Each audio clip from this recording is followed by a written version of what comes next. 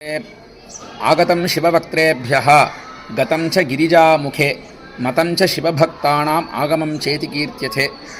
சைவாகமமானது பரமேஸ்வரருடைய 5 முகங்களில் ஈசான முகத்தை என்று தோன்றுகிறது. அது விசேஷமான அந்த சைவாகமமானது அம்பாளுக்கு சுவாமி உபதேசம் செய்கிறார். அந்த உபதேசத்தை அம்பாள் பெற்றுக்கொண்டு அம்பாளிருந்து சுப்பிரமணியர், அகஸ்தியர், ரிஷிகள்லாம் உபதேசம் பெற்றுக்கொண்டு பூலோகத்துக்கு அந்த மூலாகமமானது நடைமுறைக்கு சிவாலயம் நிர்மாணம் செய்வதற்கும் சுவாமிக்கு விசேஷமான பூஜைகள்லாம் எவ்வாறு செய்ய வேண்டும் என்று இந்த மூலாகமத்தில் சொல்லப்படுகிறது. இந்த சாஸ்திரங்கள்னு சொல்கிறோமே, அதுக்கும் இதுக்கும் வித்தியாசம் இருக்கா? சாஸ்திரம் வேறு, ஆகமம் வேறு. சாஸ்திரம் வேதம் வேறு, மூலாகமம் வேறு. அதனால் அந்த ஆகமப்படி தான் இந்த தமிழ்நாட்டில் உள்ள சிவாலயத்திலலாம் பூஜை ஆகிட்டுருக்கு. 28 ஆகமம் உள்ளன. அதில் சில ஆகமங்கள் அடிப்படையாக கொண்டு சிவாலயத்தில் பூஜை ஆகிட்டுருக்கு.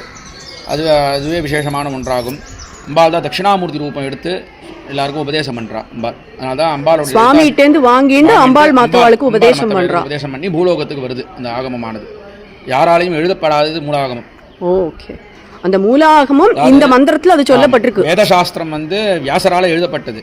அதாவது அது வந்துடுத்து அதுக்கப்புறம் அவர் உணர்ந்து நம்மளுக்கு ஓலைச்சுவடியில் எழுதி கொடுக்குறார். மூலாகம் யாராலும் எழுதப்படாது. சுவாமியை உபதேசம் பண்ணி அம்பாளுக்கு கொடுத்து அப்புறம் ரிஷிகள்லாம் எழுதி நம்மளுக்கு வழிபாட்டுக்கு வந்தது. ஸோ அந்த மந்திரம் அதனுடைய உட்பொருளை கொண்டிருக்கு. கரெக்டா?